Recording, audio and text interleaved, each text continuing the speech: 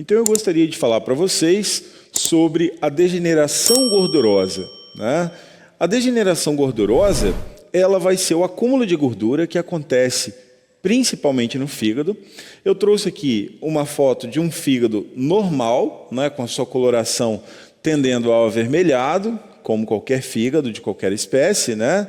A gente pega aí nas espécies animais, o fígado, desde as aves até suíno, bovino, equino, eles têm essa coloração avermelhada, né? Inclusive de humano. Esse aqui é um fígado de humano, a título de curiosidade. Já esse aqui é um fígado bovino com esteatose. Então, na esteatose, como está havendo o acúmulo de gordura dentro dos hepatócitos daquele órgão, é natural que aquele órgão adquira uma coloração amarelada, ele se torne maior que o normal, os bordos desse órgão geralmente ficam arredondados. Esse arredondamento se deve, né, ao aumento de volume. Então, em casos em que os animais desenvolvem a degeneração gordurosa, é muito comum a gente encontrar como principal achado macroscópico a hepatomegalia, né, que é o aumento do volume do fígado. Na necropsia, muitas vezes, ao se cortar o fígado para avaliar, a superfície de corte da faca, ela fica com um aspecto engordurado, né? Ao tocar no fígado, nós temos a sensação de estarmos manipulando algo gorduroso também. Ao se realizar o teste de docimasia hidrostática, em que a gente pega um fragmento desse fígado e coloca na água, a gente vai verificar que o fígado flutua na água e ele não submerge como deveria ser se ele estivesse em condições normais. Bom, para a gente entender como se forma a degeneração gordurosa no fígado, a gente tem que entender um pouquinho do metabolismo de gordura. Quais são os caminhos que a gordura percorre no nosso corpo? Bom, quando a gordura é ingerida, né, ela sai do estômago, portanto, e cai no duodeno, e ali no duodeno ela já encontra a bile vindo da vesícula biliar, né? E essa bile, ela, ao se encontrar a gordura, ela faz o que nós chamamos de emulsificação da gordura. Essa emulsificação dá origem a micelas mistas, como se fosse um mix de gordura com sais biliares, e aí essa gordura já sofre a primeira clivagem aqui, e ela fica pronta, então, para ser absorvida, né, na forma de ácidos graxos, que atravessam aqui o enterócito, então são absorvidos no intestino, e ao serem absorvidos, caem na corrente sanguínea, e ao cair na corrente sanguínea, vai chegar ao fígado, para que o fígado trabalhe essa gordura, que eu vou comentar no próximo slide com vocês como é esse trabalho que o fígado faz com a gordura. Após o fígado trabalhar a gordura, os ácidos graxos resultantes, eles são enviados via corrente sanguínea, e os adipócitos, que são as células depositadoras de gordura do nosso corpo, elas são capazes de armazenar essa gordura. Bom, como o fígado faz? Como eu havia dito, né? Os ácidos graxos que vieram da corrente sanguínea, eles vão, então, ser trabalhados nos hepatócitos. Com a ajuda de algumas enzimas, eles podem ser oxidados em corpos cetônicos. Esses corpos cetônicos, boa parte deles são eliminados pela respiração do animal ou pela urina. Eles podem também ser transformados em fosfolipídios. Esses fosfolipídios são utilizados na construção de membranas celulares, por exemplo. Eles também podem ser transformados em ésteres de colesterol, e o colesterol pode ficar depositado em algumas regiões específicas do corpo. Mas a maioria, né, a principal quantidade desses ácidos graxos que adentraram os hepatócitos, eles serão, graças à enzima glicerol-fosfato e outras enzimas que ali trabalham, eles são transformados, são quebrados e transformados em triglicerídeos. E os triglicerídeos, então, eles já podem ser exportados do fígado. Mas para que isso ocorra, eu preciso de uma apoproteína para se ligar ao triglicerídeo e formar uma lipoproteína. Essa apoproteína, ela vem da dieta, né? A partir da dieta eu consigo ter proteínas, parte dessas proteínas são biotransformadas em apoproteínas dentro do próprio fígado, lá nos hepatócitos, e elas são fundamentais. Por quê? Os triglicerídeos produzidos a partir da quebra dos ácidos graxos, desse metabolismo de ácido graxo, ele vai ser então conjugado, vai ser ligado a uma apoproteína para ser transformado. Caso não tenha apoproteína, esse triglicerídeo pode se acumular dentro dos hepatócitos também. Bom, dessa forma, a gente pode definir aí a degeneração gordurosa como lipidose hepática, esteatose hepática, doença do fígado gordo, degeneração gordurosa hepática, são vários nomes para designar a mesma condição, o mesmo processo patológico. Qualquer acúmulo anormal de triglicerídeo no fígado é denominado esteatose ou lipidose. E os principais órgãos acometidos aqui vão ser o fígado, mais de 90% dos casos de esteatose ocorrem no fígado. Mas a gente tem, de uma forma bem menos comum, os músculos, principalmente coração, músculo estriado esquelético e, em alguns casos mais raros, até os rins, sofrendo um processo de degeneração gordurosa também. É muito comum hoje em dia na suinocultura, com esses animais que sofrem melhoramento genético e que recebem uma dieta muito específica, a esteatose muscular. Isso tem levado, inclusive, até a prejuízos, Isso pode ter origem em alguma linhagem genética, o animal tem a predisposição genética a desenvolver esteatose muscular, ao ponto da gente ver esteatose muscular em um rebanho inteiro de suíno, em uma granja, ocasionando em prejuízos.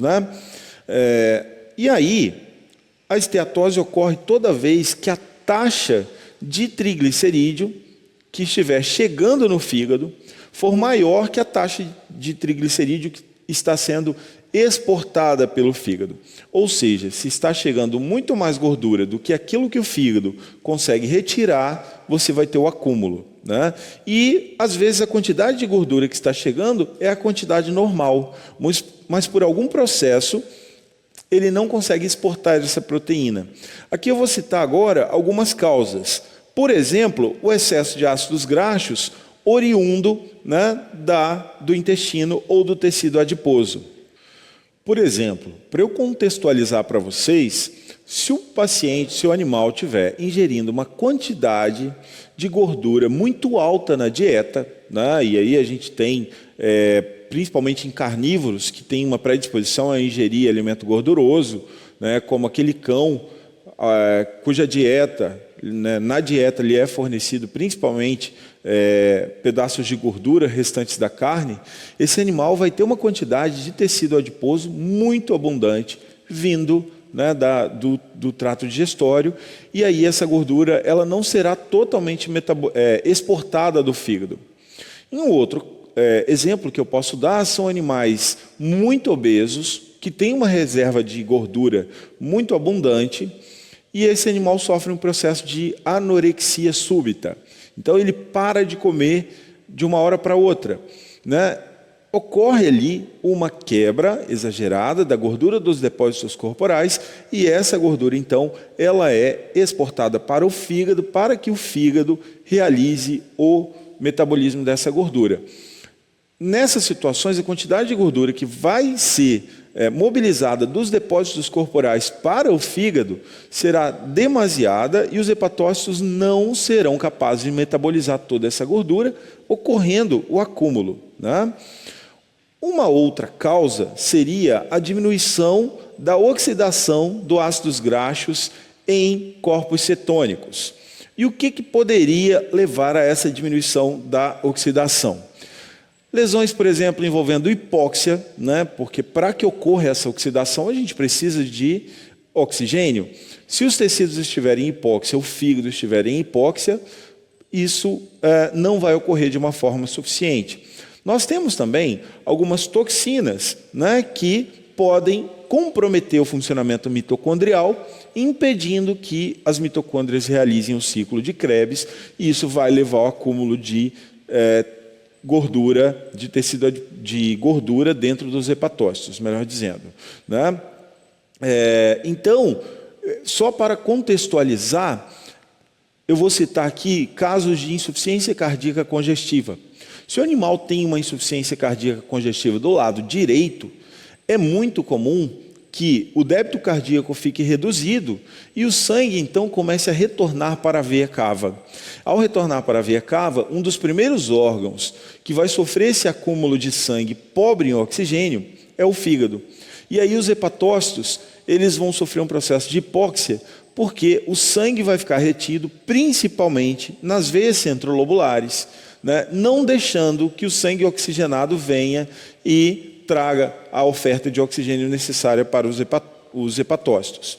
Um outro exemplo muito prático para isso é a intoxicação por uma planta tóxica chamada Palicúria marcgrave, cuja toxina impede o desenvolvimento do ciclo de Krebs dentro da célula, impedindo a produção de ATP, impedindo a oxidação da gordura, causando degeneração gordurosa.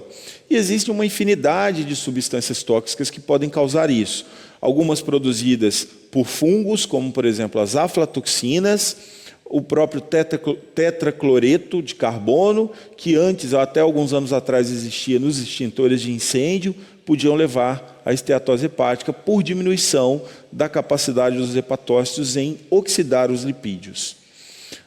E, para a gente continuar falando dos mecanismos, eu tenho que considerar também como uma das causas de esteatose hepática a diminuição na síntese de apoproteína, que vai levar a uma diminuição na produção e exportação de lipídios a partir do fígado. Como eu já disse antes, para que os hepatócitos consigam exportar o lipídio que existe dentro dele, a gente precisa de apoproteínas. Então, nesses animais em que a dieta é desequilibrada, que não lhe é ofertada proteína em quantidade suficiente, o fígado não consegue sintetizar as apoproteínas tão necessárias para que a gordura seja exportada do fígado para a corrente sanguínea. Uma quarta causa aqui, né, envolvendo os mecanismos, é a diminuição de lipoproteína por diminuição calórico-proteica. Quando você realmente não tem lipoproteína, quando o seu fígado não consegue metabolizar essa proteína. Uma outra causa é o aumento da esterificação dos ácidos graxos em triglicerídeo devido ao aumento da concentração de glicose e insulina. E isso está envolvido em animais que tem uma dieta muito rica em carboidrato, por exemplo. Quando você tem muito carboidrato na dieta, né, a glicose aumenta no sangue e boa parte dessa glicose ela é convertida em triglicerídeos. No próprio fígado, dentro dos hepatócitos, boa parte da glicose ela é convertida em glicerol e aí é transformada em triglicerídeo. Então, o excesso de carboidrato na dieta causa também o acúmulo de gordura no fígado. Além disso, envolvendo esse mesmo assunto, a falta de insulina no sangue, né? Quando o animal não tem insulina, ele acaba depositando o carboidrato em gordura, porque a hiperglicemia faz com que o fígado aumenta, né, a sua quantidade de deposição de glicose dentro dos hepatócitos. Parte dessa glicose é armazenada na forma de glicogênio, mas uma boa parte dela também é convertida em lipídio, né? E aí, uma penúltima causa aí de degeneração gordurosa seria o aumento da dieta rica em carboidratos, né? Quando você ingere muito carboidrato, você vai ter uma degeneração gordurosa. E por último, o aumento de ácidos graxos hepáticos devido ao aumento da demanda energética. Isso ocorre muito naqueles animais de alta produção de leite, por exemplo, e que tem algum processo de anorexia.